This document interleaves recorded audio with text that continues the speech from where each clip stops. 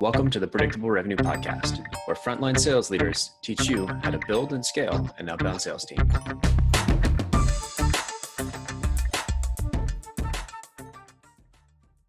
Hey everybody, this is Collin. We're just waiting for a few more attendees to show up, and we'll be getting started real quickly here. Thanks. Hey, there you go. Testing. Hey, can you hear me okay? Yes, sir. Can you hear me? Yeah, great. It's great to be on. Cool. Nice to have you. All right. Well, I think we've got everybody now.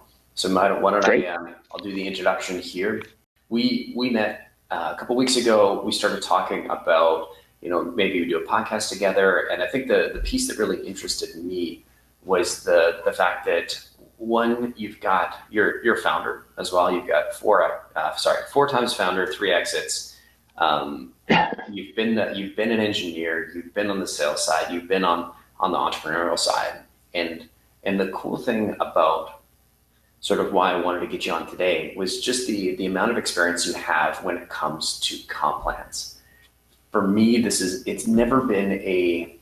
always been sort of like a hygiene factor. You look at the comp plan and it's always one of those things that can create additional happiness, but having the wrong comp plan can create a ton of dissatisfaction.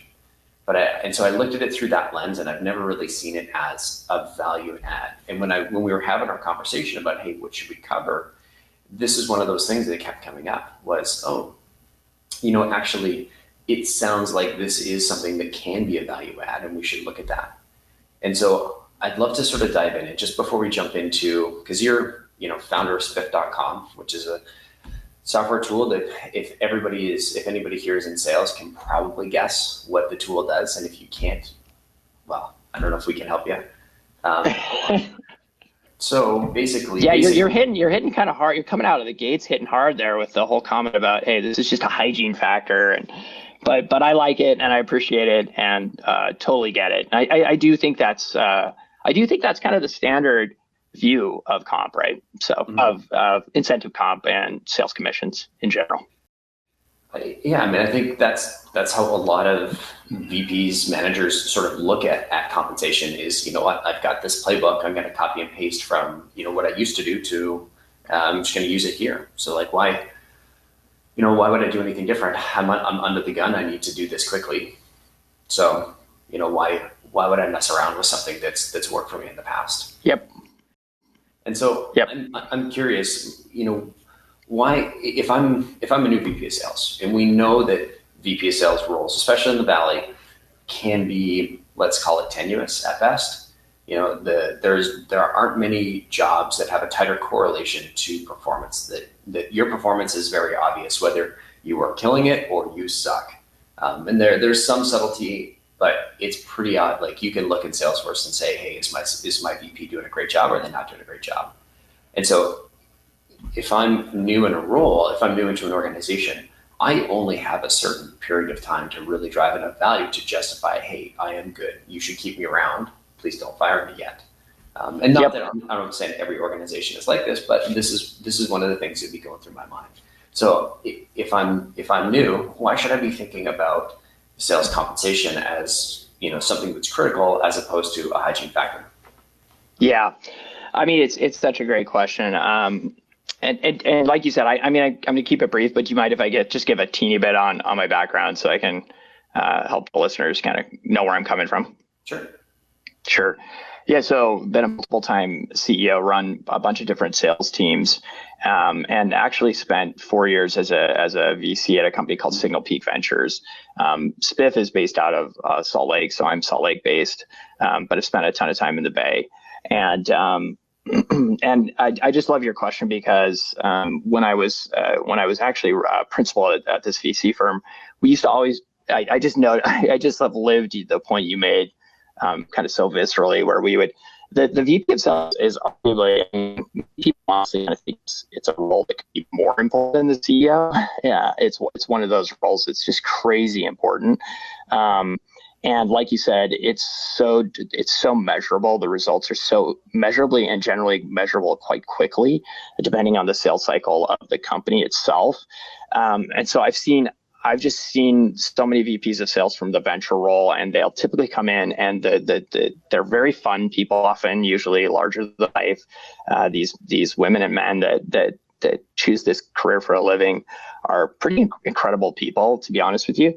But they, like you said, they can have a short time span if they don't execute quickly and deliver results rapidly. And those results can be measured very quickly. So why would comp plans be a piece of the equation? I mean, stepping back statistically, it's pretty obvious. Comp plans are 10% of a company's overall revenue. Typically, that's based on Harvard Business School research. I don't think there's a single person on the planet that would say comp plans aren't important to sales reps. I mean, the amount of time that they spend thinking about them, and in my 3 businesses, the amount of time I've spent handling disputes around them alone is kind of massive, actually. It's like literally, I don't know if 5 to 10% of their overall time would be an exaggeration in certain cases.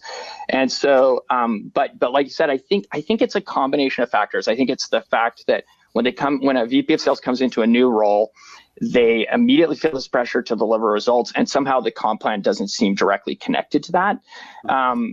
I would definitely argue it is like directly connected to that, but I get it. It's somehow at first it doesn't seem directly connected to that, and then I think secondly it's just this big black box of like, well, yeah, but I have no idea if I make changes here, if I pull these levers, what it's actually going to do to the sales team. Like there's no data here, right? It feels like it feels very unscientific. It's like I call it like witchcraft or black magic. You know, it's like I think those 2 factors combine to create this feeling around comp plans, which is like, you know, forget about it. Like it's not going to be a top priority for me. Like I'm just going to use whatever I used in my last company, which is clearly wrong in a bunch of different ways, which we'll probably talk about more in this conversation. But yeah, I don't know if that answered your question, Collin, but I hope that was like a good lead off, you know, point, because I agree with so much what you said.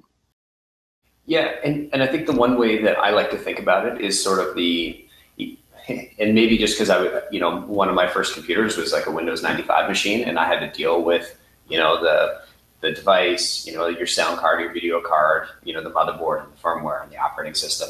You know, I sort of use that mental model when I think about sort of building a company. And if you think about the salespeople, you can sort of plug them in there, a graphics card, sound card, you know, whatever you can have, you know, pieces of RAM, whatever. But there's the sort of firmware is how your company interfaces with the salespeople, right? And that's really right. In this case, this is the instruction set that you give to the sales team and say, you know, here's what success looks like, and then here's what happens if you hit that sort of success criteria.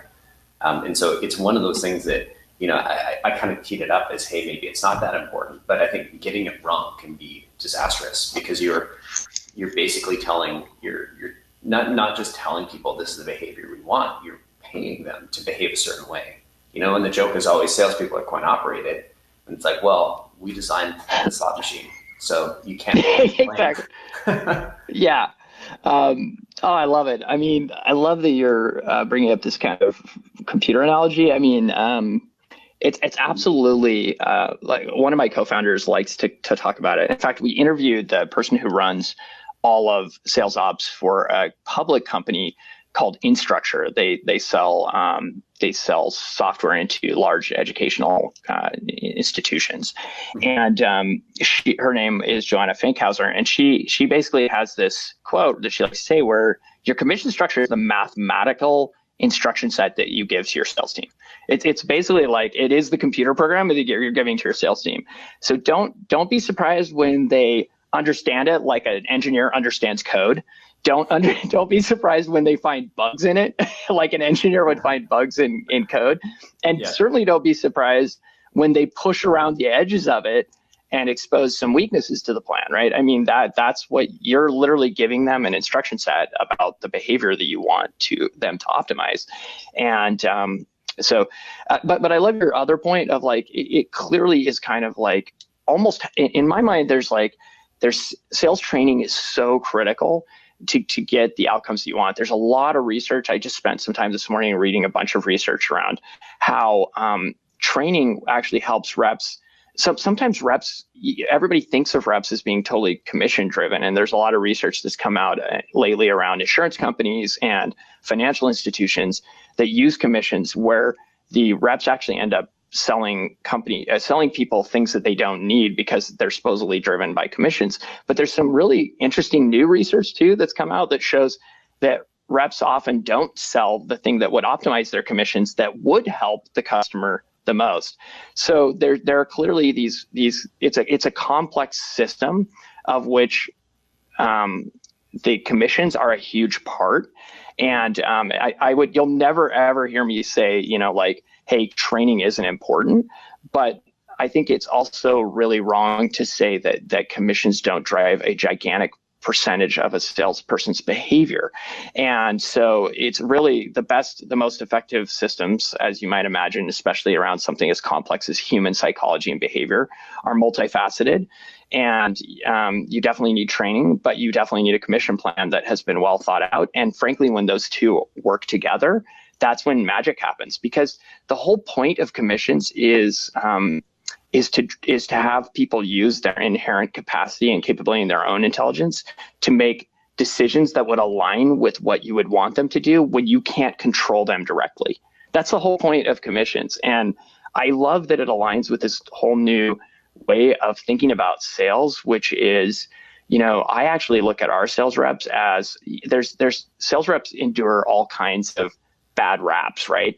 But one of the ones that I think is so silly is that, hey, a person went into sales because they're maybe not smart, or they're not smart enough to go into some other area of the company. I think that's so silly.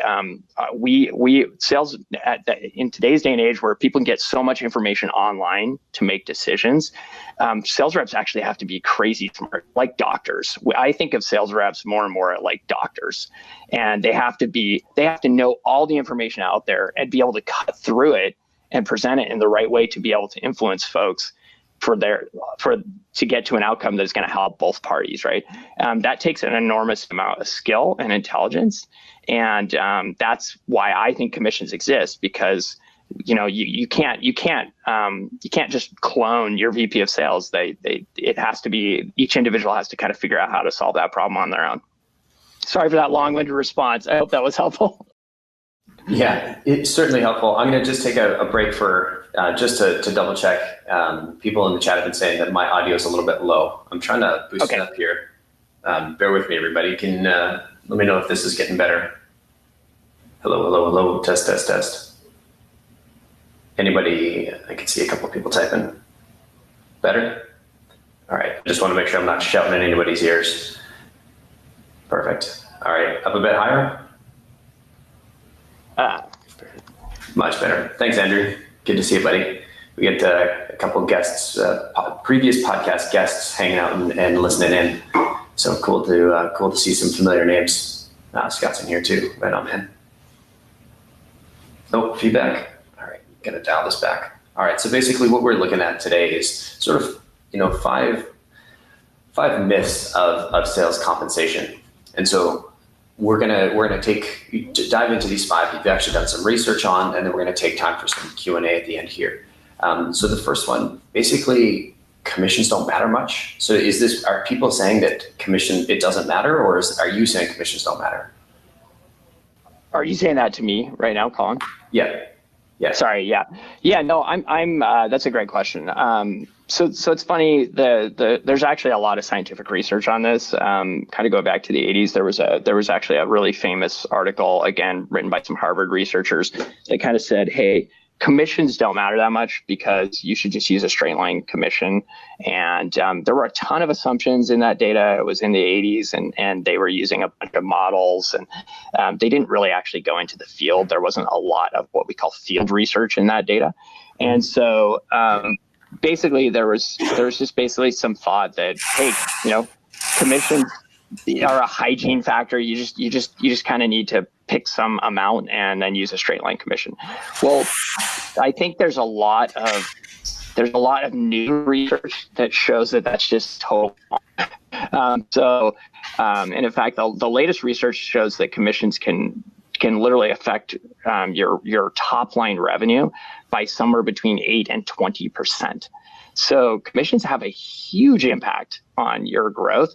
And the basic idea is that there's now new research that shows that certain types of commissions, like bonuses and overachievement bonuses and removing caps, that's kind of one of the obvious ones. A lot of companies still have this idea that you should cap sales reps. It's literally one of the stupidest ideas. I don't know why it gets perpetuated, but it's just horrible. There's actually, and I can send an article after we're done here.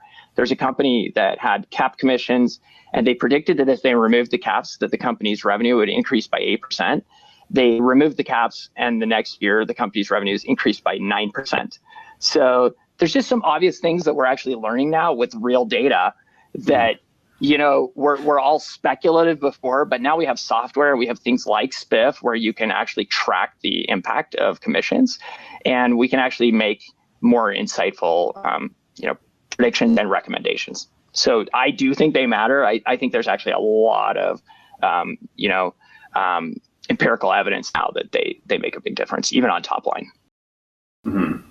I mean, all I would have is anecdotal data to go off of, but I can tell you that if I'm looking for, if I'm trying to hire salespeople, the number one thing I look for is a new sales leader in the organization, an acquisition by a private equity firm, because that tends to bring in new people. They shake up the comp plan. Whether we've seen a couple where the company came in and said, the salespeople are making too much. They're making more than the CEO. We got to get our cost to acquire a customer down. They change up the comp plan. All of a sudden, growth slows. And they're like, well, what's going on? All their best people leave. We just had probably about a year ago that happened to a local company here in Vancouver, and it was great pickings for some awesome sales talent. And right, I mean, it's true, and it's easy to malign, private equity firms. Sorry, PE, any PE listeners that may be on here, probably not. Sorry, mainly sales folks. Yeah, but it's always easy to malign investors, right? But the truth is, it's surprisingly common how many people put a cap on sales rep commissions. It's easy to do. I would love to personally talk to, if there are any CEOs on this call, I'd love to personally talk to them about why I think I could convince you in literally like a 2-minute conversation why that's just a bad idea. Even if the reps do make more than you do. First of all, I question why that would be a concern at all, since most CEOs are very equity driven. But regardless, that's an obvious one where it's pretty clear that putting a cap on sales reps just almost universally hurts performance of the overall company. Another one though that you mentioned, and I'll just toss it out there, is there's kind of a nice debate around what's called quota ratcheting, which is, hey, I want to, hey, you did really well last year. Let's ratchet up your quota. You know what I mean?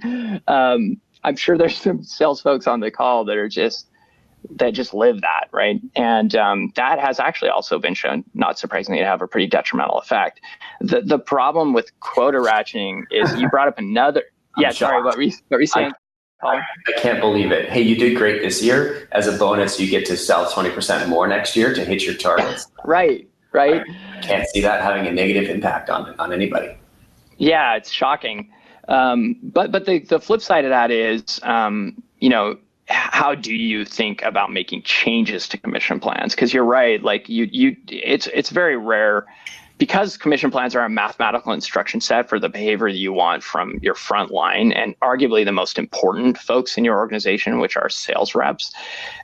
It's also very unlikely that your commission plans will stay the same for years and years and years. That's not likely to, and so reps hate it when you change the commission plan, but and certainly things like clear, like straight up ratcheting up your quotas just because you performed well. That's going to create a really bad culture and is going to cause problems. But at the same time, your commission plans have to change. They just have to, because your business environment is going to change. Exactly. The instruction set needs to continually evolve over time. Right. I think just a straight up ratchet every year, that's going to leave a bad feeling in people's mouths. One thing I have seen that anecdotally has worked, and I obviously didn't study it. It was somebody who was previous podcast guest, and if I think of the episode, I'll try and track it down. But I think we were talking in the pre-interview, and he was talking about how they had like an advancement plan for account executives, and what he shared was basically they have sort of 2 or 3 ratchets, but they're planned, and so you go from AE level 1, AE level 2, AE level 3. And sort of you advance in the size of deals that you can take on. You advance in your base salary. You advance in your total quota. But every step of the way, it's engineered so that it's a positive. You're going to make more money. You're going to have to swing a little bit bigger, but you also get a chance to work on some larger customers. Your commission is going to go up, so you're going to be making sort of 20-30% more every ratchet. So it's not just like, hey, congrats, same comp plan, sell us more for the same amount. It's, hey, you earned yourself a level up. People like to continue advancing.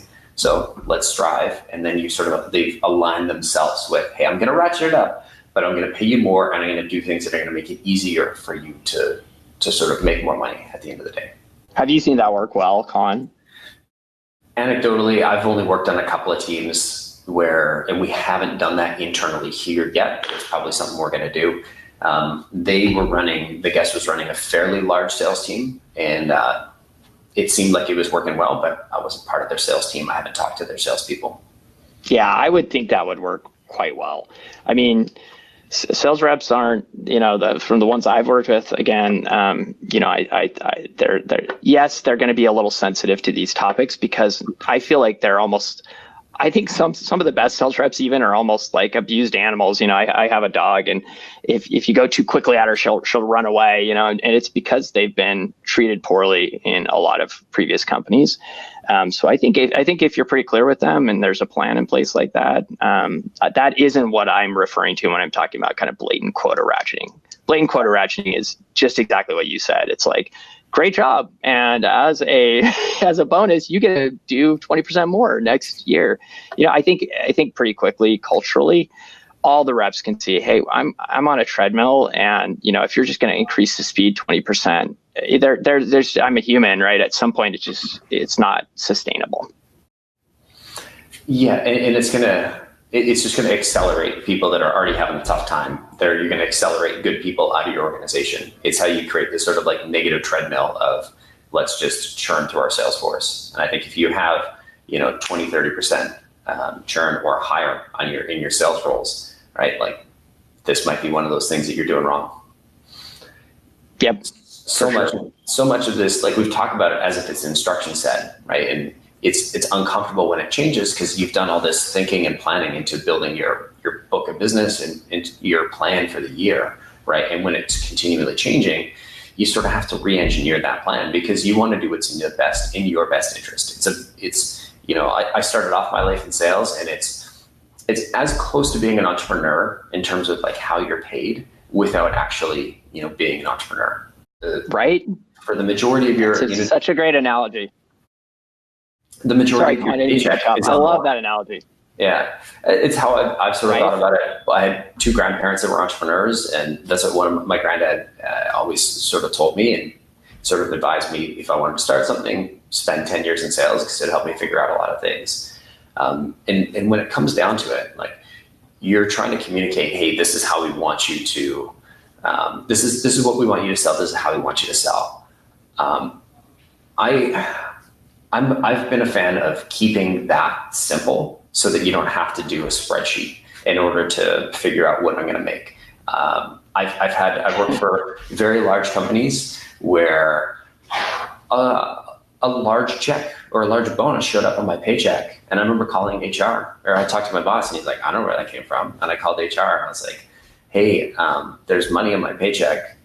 I don't know if it's supposed to be there or not, but like, could you help me out? And they're like, oh no, that's your bonus from this, and that. And I was like, oh, this is a sizable amount of money. And I had no idea it was coming down the pipeline. And like, the reason why we give salespeople extra money is to drive behavior. And if you're not, like, if it's too complicated to sort of draw the connection of like, I do this, I get paid this amount, then, what's the point? So what's your take on sort of just straightforward straight line commissions versus like, building them to be a little bit more complex? Yeah, I mean, not surprisingly. So I'm on the side of a little more complex, but every commission plan needs to be tailored to the dynamics of your particular company. It's a lot like it's whenever you're dealing with something that motivates something as important as the core team that's going to drive your top line growth and represents, roughly 10% of your total budget.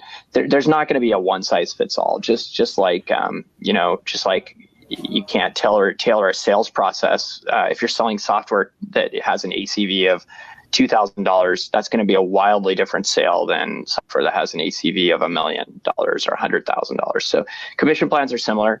I don't think there's a one size fits all. I think it really depends on your market, the competitive dynamics of your market, the sales cycle, how much is in control of your reps and not. Those are really important factors to think about when you're constructing a commission plan. But I'm very much that goes to. I'm glad you asked the question. And I've noticed in the comments on the right, there's some folks asking for some of the research. I can send over some links to you afterwards, call something, and maybe we can distribute those. There's some on our blog as well. I do want to make sure we get you guys this research because it is really cool stuff. But one piece of research that took on this exact question of, hey, what about straight line commissions versus more complicated commissions? There's actually a couple of key pieces of research on this, and they've shown actually that sales reps are really smart and that they figure out comp plans pretty quickly. Now they don't know it to the penny, and they often do have their, I call it like their, they have their what do you call it, like their spreadsheets open off to the right where they're kind of trying to figure out their commission. Yeah. They have those. I do this, and it all sort exactly. Yeah, for sure. I had that plan. I was still getting bonuses out of nowhere. You could argue whether or not I actually, earned or deserved those, but they would still show up. And so the research shows though that like adding some simple things like an overachievement bonus or accelerators, those keep your high performing reps motivated. If you don't have those, your high performing reps will often taper off towards the end of a quarter or a period. That's really, really important. Those are your best sales reps. So you want to probably introduce an overachievement bonus or some kind of accelerator. Quarterly bonuses have been, and more frequent bonuses have been shown to, on the flip side, they've been shown to help your lower performing reps, and lower performing reps can become higher performing reps. So, they really help them. That's part of how you help constrain some of your reps that are struggling a little bit to stay on target every day. You give them some bonuses that are a little bit more frequent. So now we've already introduced, accelerators. We've introduced kind of quarterly or even monthly bonuses and maybe some spiffs, and in addition to your baseline kind of straight line commission. At that point, you're already kind of dealing with a little bit of complexity, right? You've got an accelerator, you've got some maybe quarterly, maybe some monthly bonuses, and then you've got some straight line comp. There's a lot of new research, or at least some, I don't know, there isn't a ton of research on this, but there's a lot of new efforts to gamify sales. We're actually hoping to produce some research on that, but that will also, having a monthly spiff that changes, a lot of companies experiment with that. And once you kind of have those 3 or 4 things, I'm not really ever advocating for a lot more complicated than that. There's a few other types of commissions we could talk about, Collin, like a book of business commission or trailers that is probably another area that some companies should examine or should think about adding to their commission plans. But really, even with just those 3 or 4 items we talked about, you're already going to move from like a really simple commission plan to one that's pretty complicated, not like crazy complicated, but certainly not plain vanilla. Does that make sense?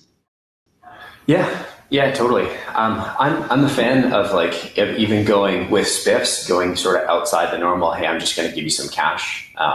Because I think there's lots of research that points towards that companies or that people view, physical like objects or things, they attribute a higher value to them than if you just handed the same amount of cash. So if I won an iPad mini, and let's say that's $197. I don't know the price, but let's just assume that's what it is. Versus if my boss handed me $197, the gift of the iPad is going to have sort of the similar impact as like $300 or $350. And I don't know the exact numbers, but just sort of as an example, I've seen things very similar to this implemented very well. And I want to say first or second, I think it was the first podcast I ever recorded. It might have been published second, but it was with Zach Barney. And it's a great episode. I did a terrible job on the podcast myself, but Zach was such a good guest. He had all of these examples of non-monetary spiffs that he had created with his team. And two of the most memorable ones, one, he, it was almost a mistake in that he maybe had done some math incorrectly. And he ended up doing nearly 1,000 push-ups in a day because he basically said, it was something like for every call connect he got in a month that he would do a push-up. And by the end of the month, he was up to 1,000 push-ups. And so he worked for, I don't even know if I could do that. I'd probably still be doing 1,000 push-ups. And then the second I don't know. You look pretty buff. You look pretty ripped from this angle right here. Yeah, I got a special feed app in the camera thing. It just adds muscle. Okay. Yeah, that's right. That's good. Yeah, and then the AI is great these days. Yeah. And the second piece was, I think it was every booked. It was for his SDR team, so it was every booked meeting that turned into an op, like an op of a certain value. They got to pie him, and so the last the first day of the next quarter, they basically just took an hour, and there's videos linked in the post. I'll send it out afterwards, and everybody took great joy in just wrecking Zach with pies all afternoon. And these are two things that they drove a ton of behavior. They cost very, very little in terms of Zach doing push-ups or procuring pies. I know some people made their own, some people bought some people came in with really, really sizable ones. But if we talk about the comp plans are being here to drive behavior, here's some even sort of outside of simply giving some cash that have been quite effective. Have you come across stuff like this in your research? Yeah, a lot. I was reading an article actually this morning about some research in I think it was a Korean sales team. So a group of researchers had gone out to a Korean sales team, and they basically they used they put in place like something like this, a bonus or spiff, and they communicated to one group of sales reps, hey, we're going to give this bonus to you in advance, and but if you don't sell 6 deals in the next quarter, then we're going to take this bonus away from you. To another control group, they said, hey, we're going to give this bonus to you if you sell 6 deals. And to a third control group, they actually physically gave them the money. Or to the third experimental group, they actually gave them the money. They gave them $1,000, and then they said, you have to pay this back if you don't sell the 6 deals. And then I assume they had probably a control group as well that was just on the standard plan. What do you think? Which group performed better? What would you guess? Well, I'm thinking the people that physically got the $1,000 on their desk. That's what I would have guessed too. There's that was their theory.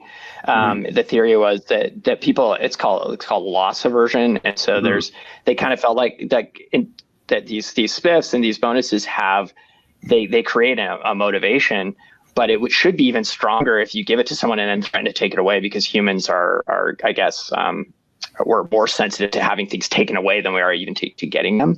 And what they found is it didn't make a difference. So I thought that was interesting in that one study. I tend to look at some of these things though as like we're probably overthinking it sometimes a little bit. I mean, like there's lots of rich research around, like I mentioned, like not putting caps on reps, having more frequent bonuses for your lower performing reps so that they stay on target.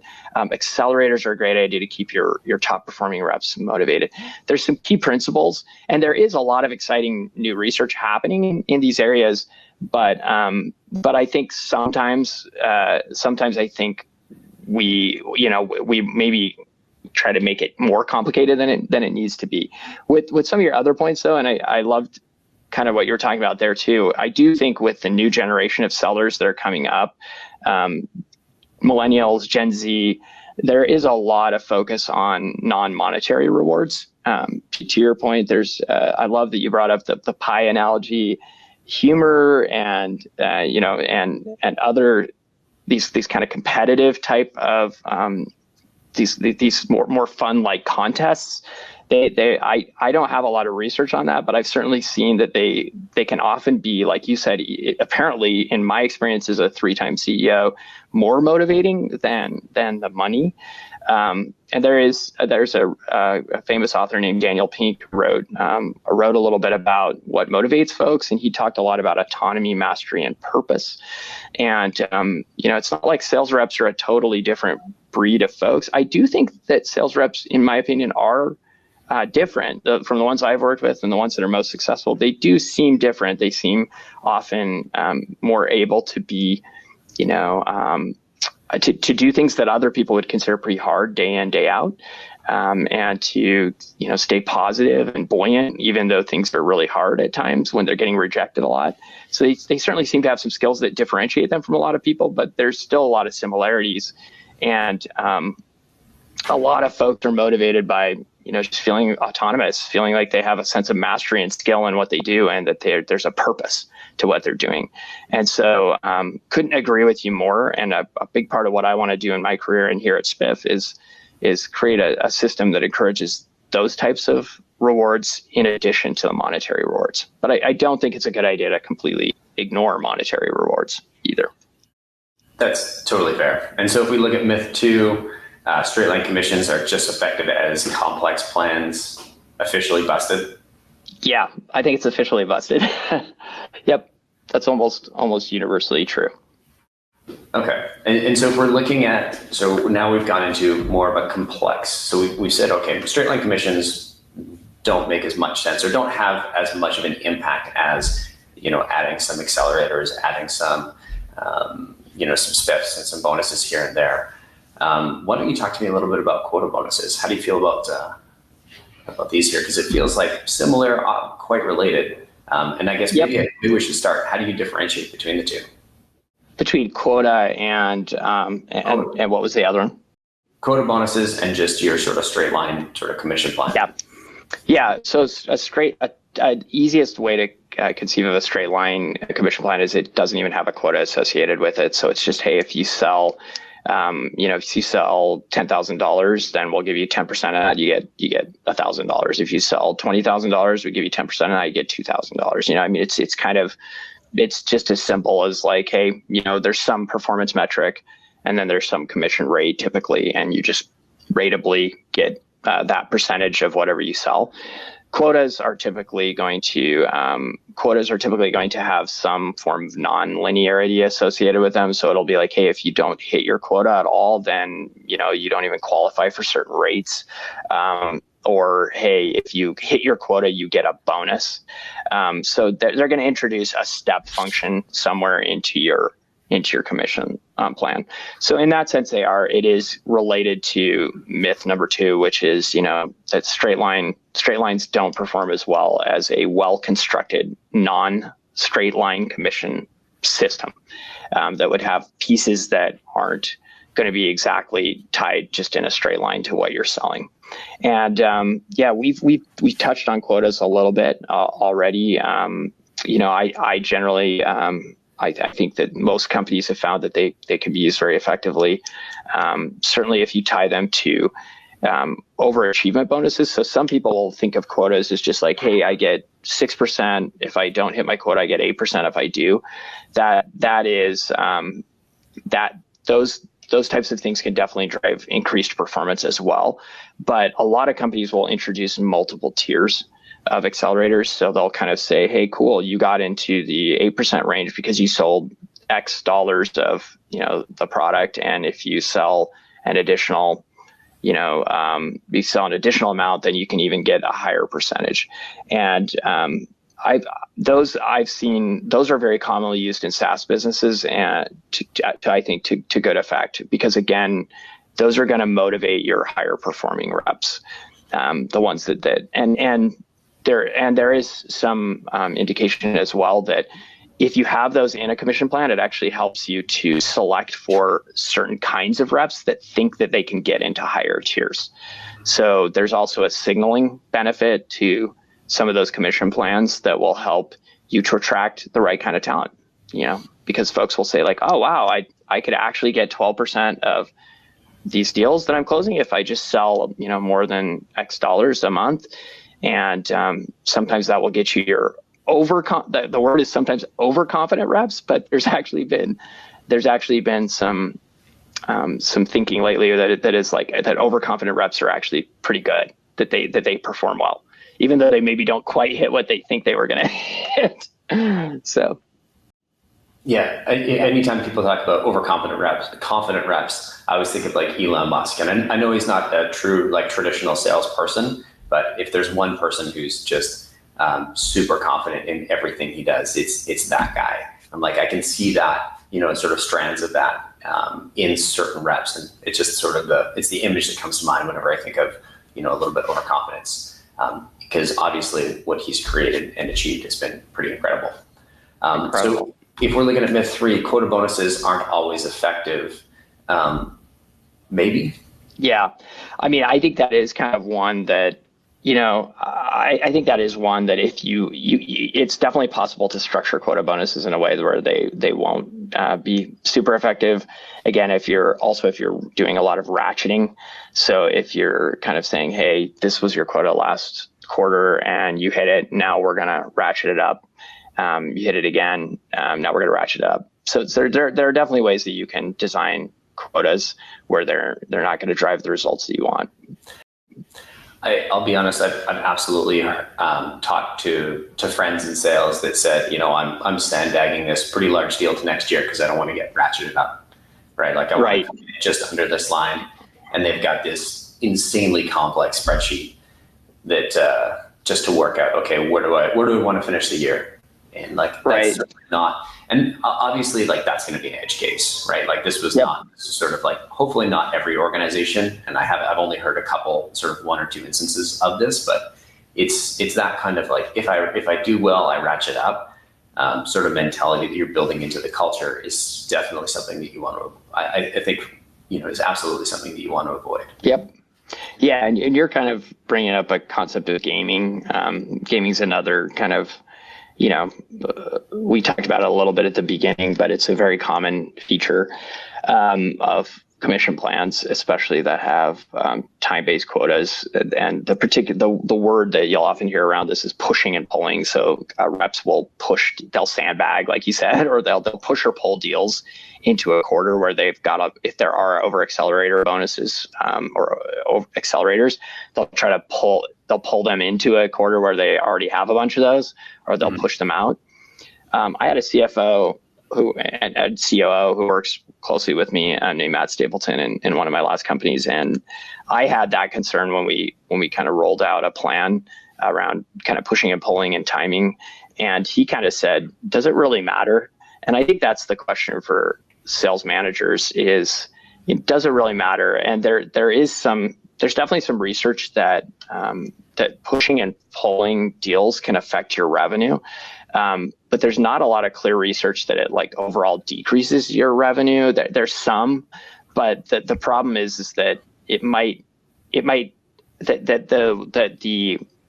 be good to have accelerators kind of increase your revenue, but the effect that gaming might decrease your revenue. So it's not clear that those two factors where you kind of net out there. And so this is one where there's probably going to be more research in the future, but it isn't super clear.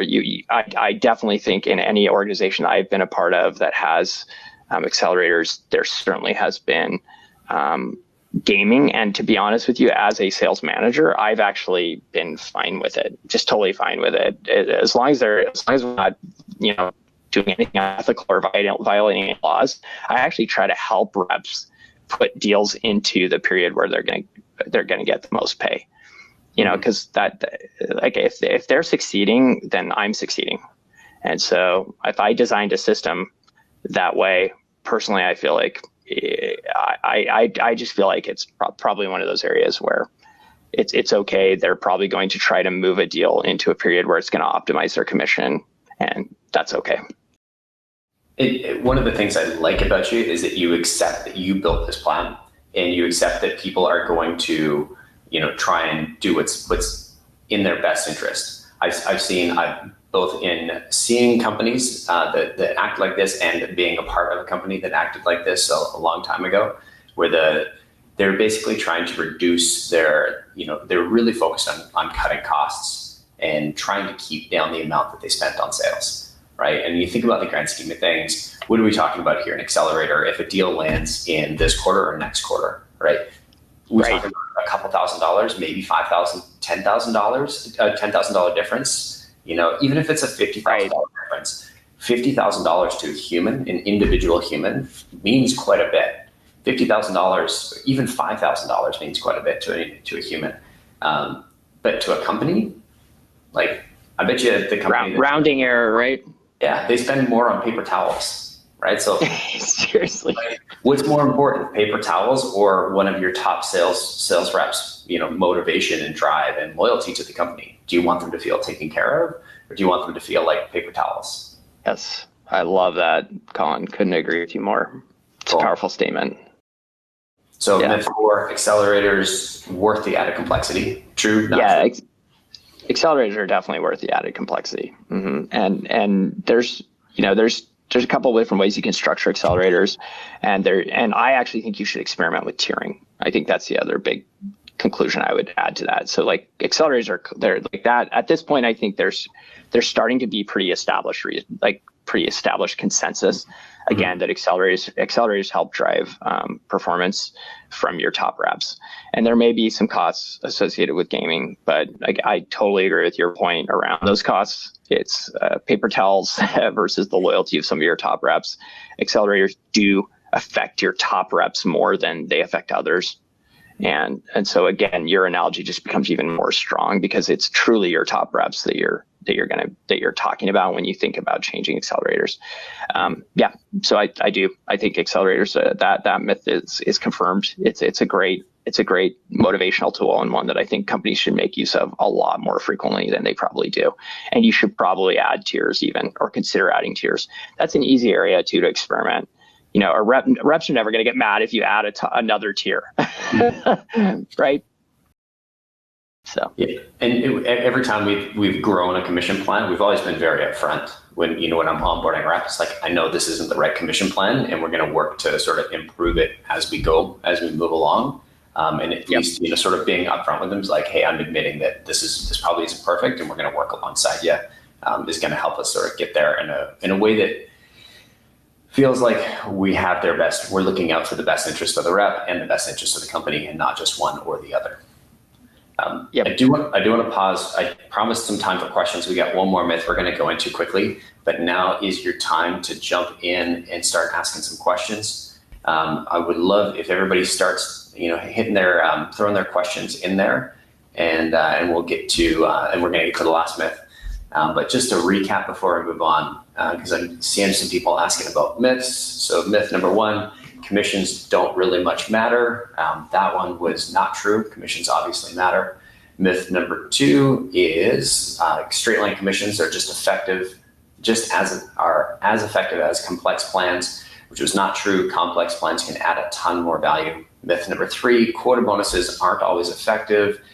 This one was kind of wishy-washy. There's definitely some for, and there's definitely some more research to be had. Perfect. And number 4, accelerators aren't worth the added complexity, which was, again, not true.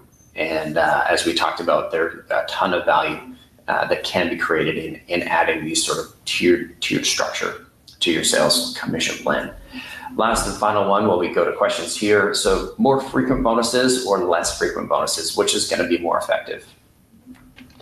Do you want me to jump in, Collin?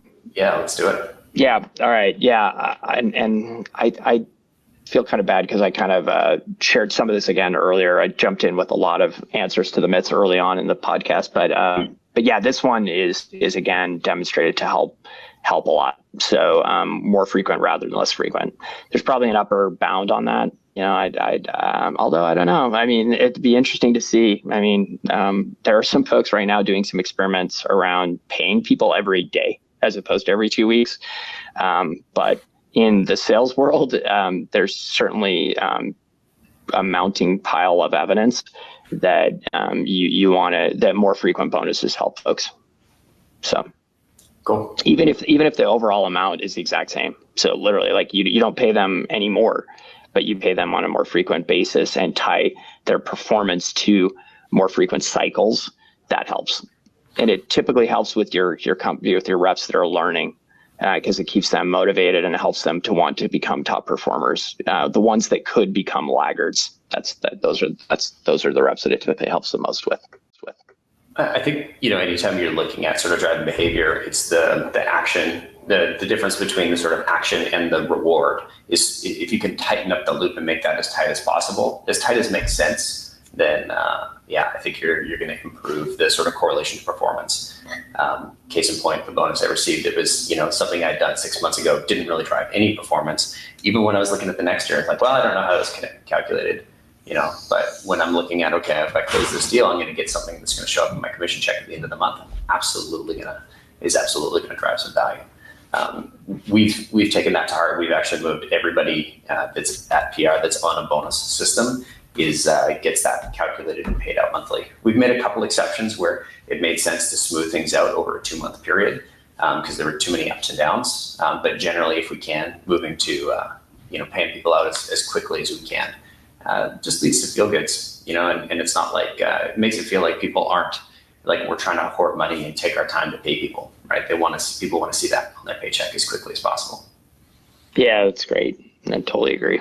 All right, I'm going to jump into some questions. We got about 5 minutes left here. I'm going to play with this new Q&A mode here. So, any suggestions for companies that pay commissions on invoiced revenue versus contract signed revenue? From Mike. I really appreciate that, Mike. I wish you and I could talk a little more in detail because I saw your question come up early on and I was trying to kind of prep a response. And I probably need a little more information to give you some great thoughts on that.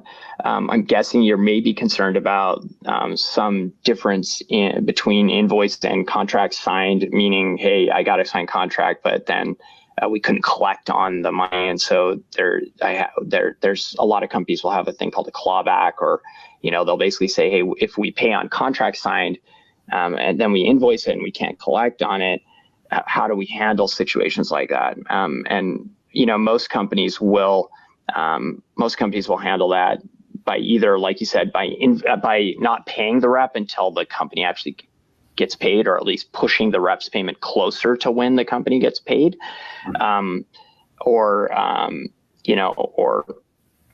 doing a clawback, which is basically like, hey, we'll pay you as soon as you get you hit some milestone, like we sign a contract.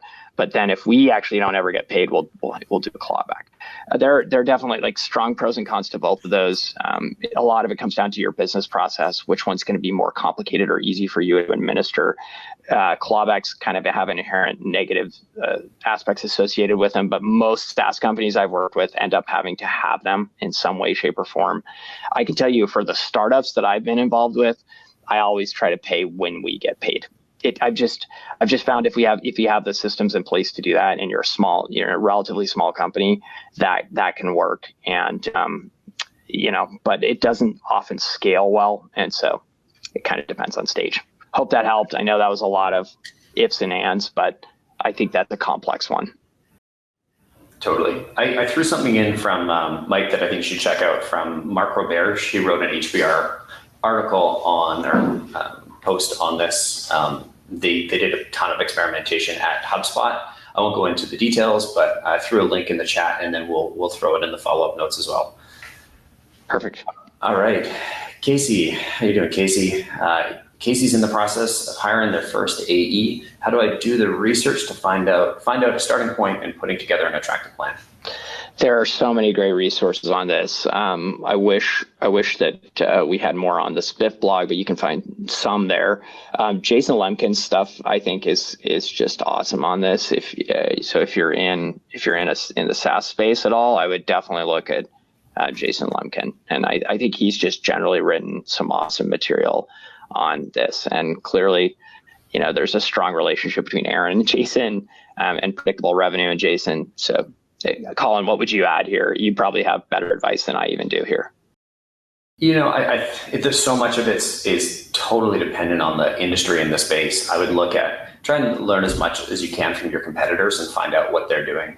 I think one of the most handy parts of the interview process is if you're doing it right, you're interviewing your competitors' sales reps. And so talk to them about their commission plans. It's a source that I think a lot of people maybe ignore or neglect or don't realize that, hey, here's an opportunity where somebody's looking for a job. They're going to tell you a lot about what's going on with the competitor.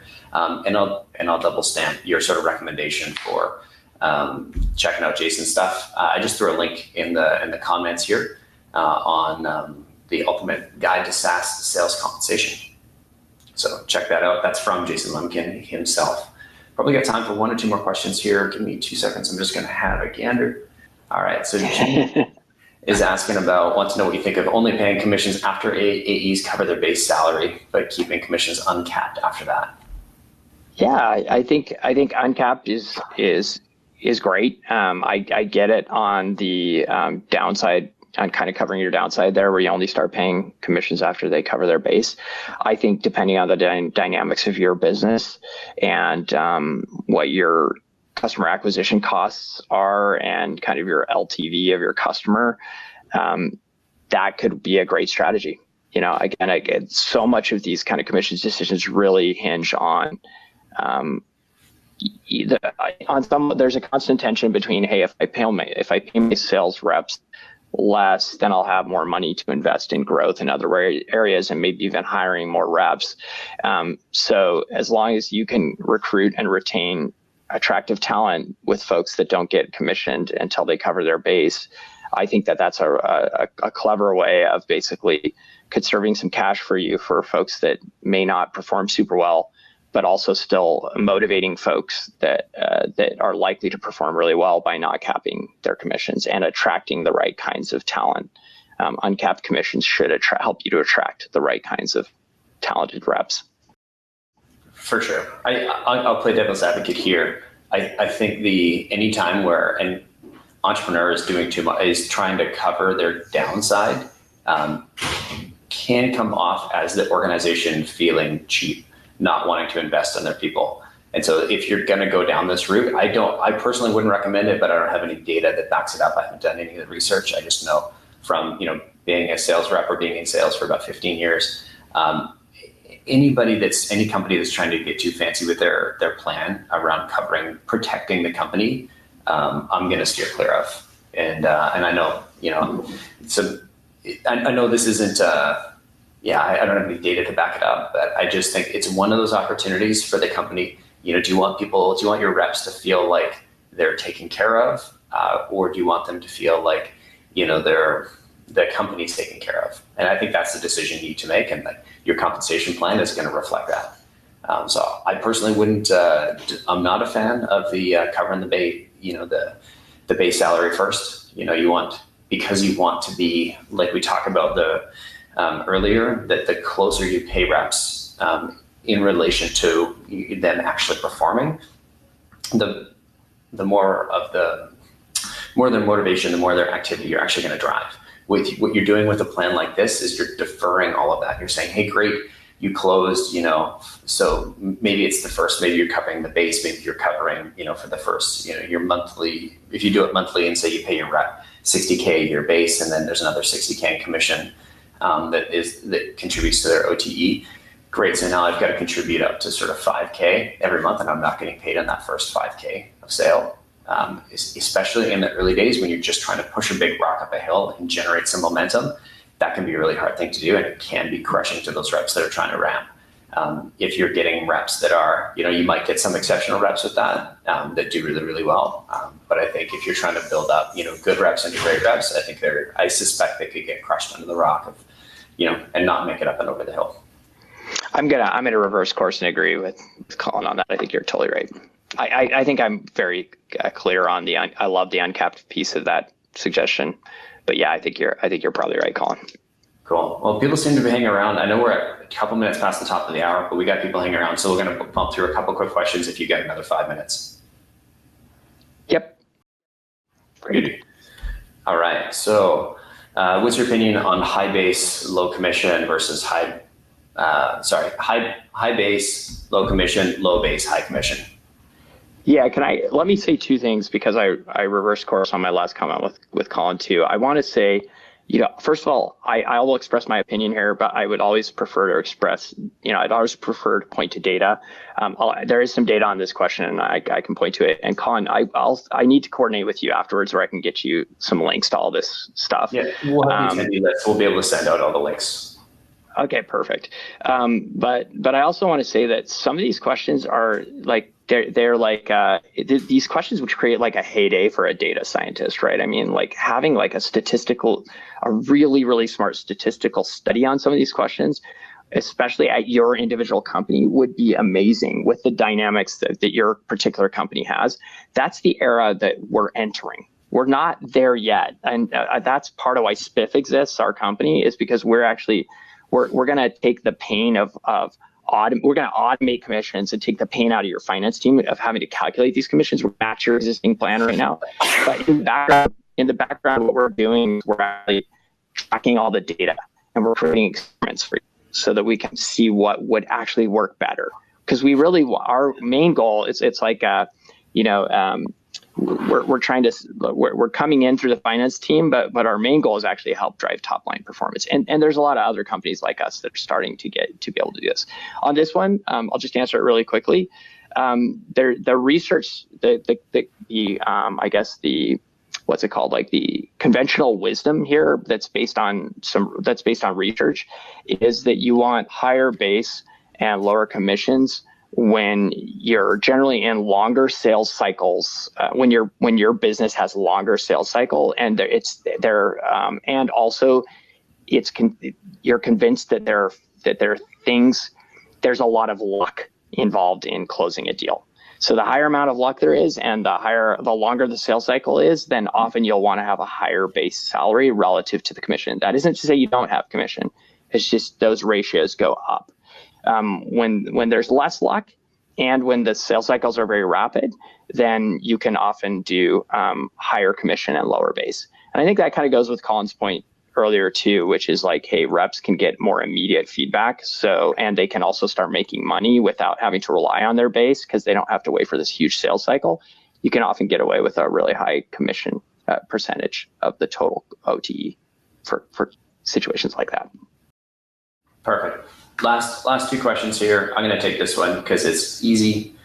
And should the lead generator get commission or not? Yes. Pay them to think about the activities you want. You want them creating opportunities. You want them booking meetings that where the prospect shows up to the meeting. Then they get paid. And then that's, I would say, the majority of their pay. And then you want them to have a little bit of upside. And so there can be a little accelerator or a little spiff if one of those deals closes. That's how I'd recommend doing it. And Jeron, anything to add there? Or can we go to the last one? No, I love that you answered it so quickly. Yes, and that's why I was laughing. And I totally agree. The one thing you didn't highlight, Collin, but I think you probably would agree with this. Actually, maybe not, because you know sometimes you're kind of controversial. But no, I'm kidding. But like one of the things is it also aligns around the quality of the leads, right? So it's also will help them to hopefully it'll help the lead generator to focus on leads that are likely to generate more commission for the closer. And generally, if you've designed your commission rules right, those types of deals that generate more commission are the better deals for your company. So it aligns around quality, not just that they'll keep the meeting, but also that the type of companies that the type of prospect will actually be a higher quality prospect. Perfect. And yep. last one here. Yeah, totally agree on that, by the way. For SaaS companies with percentage of revenue commissions, you recommend tiered, reducing every 3 years for the first 3 years. this sounds like ratcheting to me, doesn't it? Reducing every year for the first 3 years. Do you recommend a tiered commission plan? Reducing every year for the first 3 years. I'm not entirely sure, but if it is ratcheting, yeah, I'm not a big fan of like. Well, I liked what Collin said. I think that there's ratcheting, which in the sense of like, hey, it feels very arbitrary, and then there's ratcheting where or it's not really ratcheting. There's just like a career path that might involve you. Yeah, like the steps. It's a career path where maybe you have a higher quota, but you get a whole bunch of other benefits, and you want to put your top performing rep on a career path. So I'm not totally sure from this question which one that is, but I would certainly say if you're just going to kind of arbitrarily change quotas, or even penalize those who hit their quotas in previous quarters, that's not a good idea. If you're going to create a career path for folks where they maybe get, like Collin said earlier, where they get, maybe they have a higher quota, but they're also getting, they're now able to close enterprise level deals, and they have, there's lots of benefits for them to kind of to grow into a role where they might have to take a step back they might have a bigger nut that they need to crack. That's totally fine. Collin, do you understand this maybe question a little better than I did? Yeah. And I'm sorry, Cyrus, I'm sorry if I totally butchered this. Here's his updated. So meant for a single customer, 10% revenue on the first year, 8 on the second year, et cetera, et cetera. So I see what you're saying. So yeah, I think what I've seen in the past if you look at Jason Lemkin's stuff, I'm just going to regurgitate what he says. You'll see like the majority of your commission is coming on the first year of revenue. And then you're going to get like, let's say, for example, I think like 10% on the first year, and then 2% residuals if you are paying residuals, and then having something in there for upsells. So if nothing expands or changes and the rep doesn't do any work, then sometimes you've got the sort of small residual that's there, and then if the rep is involved in an upsell, then it reverts back to the regular commission amount on that percentage. Yeah, that's what I'm regurgitating Jason Lemkin there. Anything to add there, Jeron? Just that like you said, the 8%, those two numbers seem they seem the 8% seems high, for a second year. Yep. For a renewal, if that's what that is. Cool. And check out the link, the SaaStr framework for sales comp plan. If it's not in there, Jason's definitely written a blog post on it. So spend some time on the blog. We'll send all these links out.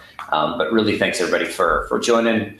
Jeron, if people want to get in touch with you, if they want to check out spiff.com, what's the best way for them to do that? Yeah, just we're new enough that you can just chat in, and we'll get you an answer to your question. And I'll make sure we use Drift, so you can just come to our website and chat in. We'll get you answers to questions. We can provide you with additional research and links, and I'll get that to you as well, Collin. Perfect. I've got a link to the blog post that this podcast was based on. And so if anybody wants to check it out, we'll throw that in the show notes. We'll also email it out to anybody who jumped on and shared this live. All right. Well, thanks, everybody. It was good sharing the stage with you, Jeron. Thanks so much for coming on, and we'll see everybody next week. It's awesome to spend time with you, Collin. Thanks. See ya. Bye.